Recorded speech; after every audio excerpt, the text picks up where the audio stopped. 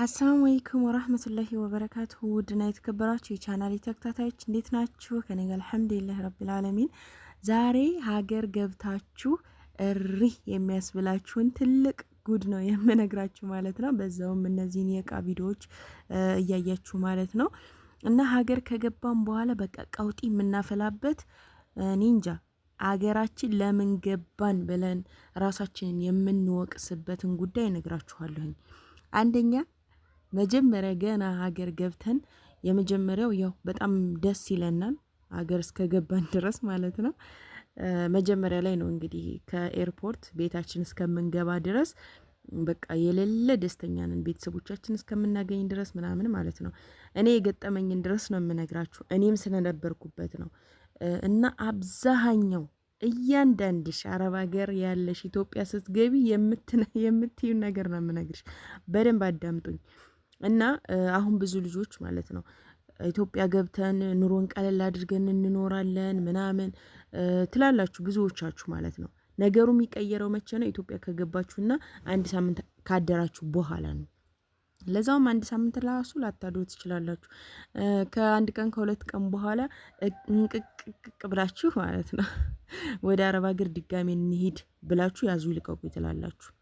ይሄ ወላሂ የምነግራችሁ ምንም ታሪክ አይደለም። እናንተ ነገ የምትደርሱበትን ሀገር ገብታችሁ የምትሉትን ነገር ነው የምነግራችሁ። ሲሪየስሊ እኔ ራሴ ያልኩትን ነገር ማለት ነው። እኔ ወደ ኢትዮጵያ ልገባ ስል ማለት ነው እኔ በቃ ምን ቢቸግረኝ እንደው ባዶ እግሬን እንኳን ብሄድ ማለት ነው ጫማ ጥቼ ጭራሽ ነው በኢትዮጵያ ኑሮ እማልማረረው ብዬ ነበረ። ይሄ ነገር ሁላችሁም ያጋጥማችኋል እና ሚስጥሩን ልነግራችሁ ነው። በመጀመሪያ ሀገር እንደገባችሁ በጣም ትማረራላችሁ። አንደኛ ጥላሸት ያማረራችኋል፣ ሁለተኛ ዝንብ ያማረራችኋል፣ ሶስተኛ ቤተሰብ ጋር አለመስማማት፣ ከምንም በላይ ደግሞ ይሄ ነው። በቃ ኢትዮጵያ ገብታችሁ ማንም ጋር ተስማሙ፣ ማንም ጋር እስቲል ከራሳችሁ ጋር እንኳን ላትስማሙ ትችላላችሁ። ይሄ ግን ትልቁ ነገር ይሄ ያጋጠማችሁ ሰብር የሚባል ነገር አለ። ሰብር ማድረግ አለባችሁ። ይሄን ነገር ያልፋል ብላችሁ ማሰብ አለባችሁ። ወላሂ ነው የምላችሁ። ከገባችሁ በኋላ ይችን ቃላት ያልኳትን ታስታውሳታላችሁ። እና ከገባችሁ በኋላ በቃ ይሄ ነገር እኮ ያልፋል፣ እርግጠኛውን የምነግራችሁ ነገር ያልፋል። እንደዛ የምትሉበት ቀን የምትበሰጫጩበት በቃ ተመለሱ ወደ ስደት የሚላችሁበት ቀን ያልፋል። ይሄ እንደሚያልፍ 100% እርግጠኛ ሆናችሁ ማመን አለባችሁ። ካልሆነ ግን በቃ ይሄ ህይወት እንደዚህ ሆኖ ይቀጥላል ብላችሁ የምታስቡ ከሆነ ተመልሳችሁ ስደት እንደምትሄዱ አትጠራጠሩ። እኔ እርግጠኛ ሆኜ ነው የምነግራችሁ። በጣም ብዙ ጓደኞች መተዋል፣ ብዙ ዘመዶች መተዋል። እኔ ከመጣሁም በኋላ ማለት ነው በጣም ተማረው የሄዱት ሂደዋል። ደግሞ በጣም ተማረው ጥርሳቸውን ነክሰው እዚሁ የቆዩት ወላሂ ልምድ ካደረጋችሁት በኋላ ማለት ነው አገራችሁን ጥላችሁ ላለመሄድ በ10 ጣታችሁ ትፈርማላችሁ። እና አሁን ብዙ የመዳም ቅመሞች በተለይ የኔን ቪዲዮ የምትከታተሉ ማለት ነው ኢትዮጵያ ገብተን ኑሮን ቀለል አድርገን እንኖራለን ትላላችሁ። በጣም ከባድ ፓርቶች አሉት መጀመሪያ ላይ ማለት ነው። ገና እንደመጣችሁ እነዛን ፓርቶች ማሳለፍ አለባችሁ። በቃ መታችሁ ጥላሸት ቢነካችሁ መታችሁ አቧራ ቢነካችሁ በቃ በወጣችሁ ቁጥር በተለይ ኒቃቢስትና ጅልባብ ለባሾች ማለት ነው በወጣችሁ ቁጥር ስትመለሱ እግራችሁም ጅልባባችሁም አቧራ ቅሞኝ ነው የሚመለሰው። በዚህን ጊዜ ብስጭጭት የምትሉ ከሆነ ያልፋል። በቃ ለምደዋለሁ ይሄን ነገር ብላችሁ ማትሉ ከሆነ በቃ አትኖሩም አልኳችሁ። ቀጥታ ፈርማችሁ ፓስፖርታችሁን አሳድሳችሁ ነበር የምትመለሱት። ታስታውሳላችሁ የኔ ተከታታዮች ከድሮ ጀምሮ የሆናችሁ ማለት ነው። ፓስፖርቴን አሳድሻለሁኝ እኔም በሆነ ኬዝ ነው በቃ አረብ ሀገር መሄድ ከዚህ በኋላ አልፈልግም ብዬ ፓስፖርቴን ያስቀመጥኩት ማለት ነው። ያው የኔ የድሮ ቤተሰቦች የሆናችሁ ታውቃላችሁ ሚስጥሩን።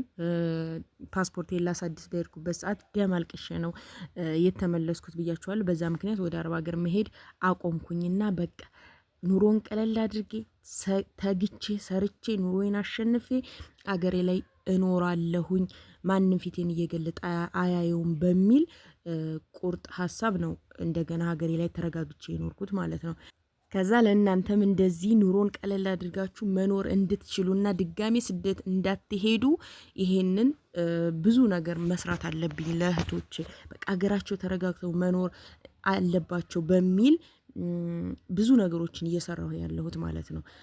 እና ውዶችዬ እንደመጣችሁ ይሄ ነገር እንደሚያጋጥማችሁ ማወቅ አለባችሁ። እንደምትማረሩ ነገሮች ሁኔታዎች እንደማይመቿችሁ ገና ሀገር እንደገባችሁ ማለት ነው። እነዚህ ነገሮች እንደማይመቿችሁ በተለይ ከቤተሰብ ጋር ያላችሁ ነገር ግንኙነታችሁ እንደሚሻክር በቃ እንደማትስማሙ ከወዲሁ ማወቅ አለባችሁ። ግን ያንን ነገር እያስተካከላችሁ እየለመዳችሁ ወላይ ቢያንስ ወደ 4 ወር 3 ወር ምናምን ከተቀመጣችሁ በኋላ በቃ ልምድ ነው የምታደርጉት። ሁሉም ነገር ለእናንተ ኖርማል ነው። ለምን የድሮ የኖራችሁበት ማንነት ይመለሳል። ግን እኛ እዛ ብዙ ነገር አይተን መተን በቃ ወዲያውኑ አይምሮአችን ተቀበል ብንለው ላይቀበልልን ይችላል።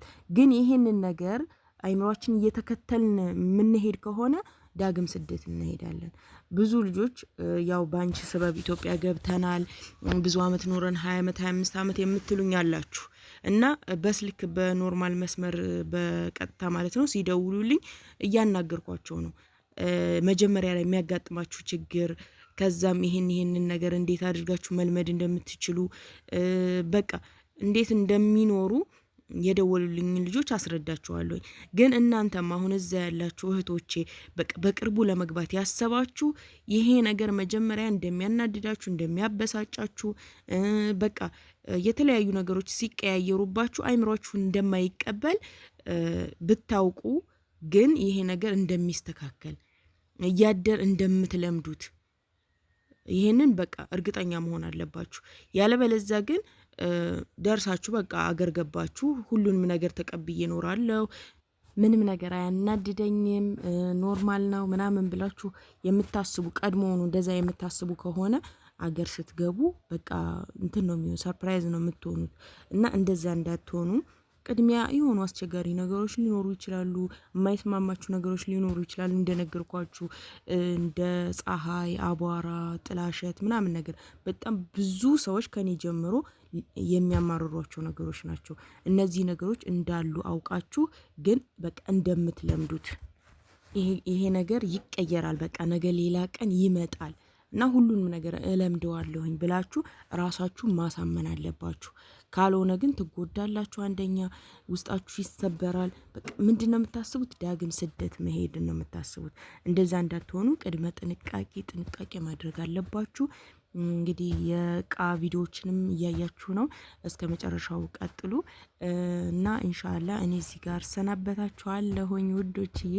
እቃ ማዘዝ የምትፈልጉም ካላችሁ የተለያዩ ብረት ድስቶች ሴኔጋል ብረት ድስቶች ሞልተዋል። እንግዲህ አሁን ላይ ትራንስፖርትና የእቃ ዋጋ ትንሽ ከድሮ ኦቨር ከወጣበት የተወሰነ ቀነስ አድርጓልና ባለው አየር የፈለጋችሁት ቦታ ይደረስላችኋል በታማኝነት ኢንሻአላህ በኢዝኒላ። የዛሬው ቪዲዮ እንግዲህ ይሄንን ይመስል ነበር። ላይክ ሼር ሰብስክራይብ ማድረጋችሁን አትርሱ። ሀሳብ አስተያየት ጥያቄ ካላችሁ ኮሜንት ላይ አስቀምጡልኝ። ኢንሻአላህ በቀጣይ ቪዲዮ ተመልሼ እስከመጣ አላህ ሰላማችሁን ብዝት ያድርገው ሀገራችንንም ሰላም ያድርግልን። ወሰላሙ አለይኩም ወራህመቱላሂ ወበረካቱ። ያ አላህ ከሚን መራቲን ضعفت فسندتني وكم من مرة بكيت فجبرتني أنت الأمان ولو كان الكل جانبي